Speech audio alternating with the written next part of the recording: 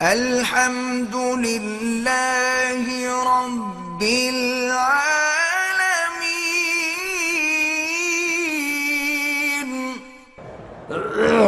ہمیں جو صورتیں قرآن کی یاد ہیں، کبھی ہم لیٹے لیٹے بھی پڑھ سکتے ہیں۔ میں نے ندانی میں ہاتھ کے اوپر انگریزوں کی طرح ٹیٹو بنوایا، اب بہتر ہے کہ مٹا دیں۔ نماز تو خیر ہو جائے گی، لیکن اس کے باقی رہنا گناہ ہے۔ میرا 5 سال پہلے ایکسیڈنٹ ہوا تھا، اس کے اثرات کی وجہ سے جب سوتا ہوں تو مجھے جھٹکے لگتے ہیں، تو سورۃ الفاتحہ 7 دفعہ پڑھ کے خود پانی میں دم کر کے پیا کرو۔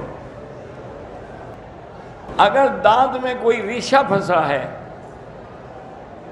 آپ نے کلی کی ہے، وہ نہیں نکلا ہے، اسے جگہ اگر اتنی معمولی سی چیز کے لیے دوبارہ غسل نہیں کرنا پڑے گا، نکل جاتا ہے کلی کرنے سے۔ اسلام دعوت سے پھیلا ہے، تلوار سے نہیں پھیلا۔ اگر اسلام تلوار سے پھیلتا نا، جب اللہ نے اسلام کو عزت دی تھی تو کافر دنیا میں ایک بھی نہ بچتا۔ حضور تو مکے میں بھی آئے، دشمنوں کو بھی معاف کر دیا، تو تلوار سے کیسے پھیلا؟ ہمارے سسر اور چچا بھی ہیں، وہ آ رہے ہیں۔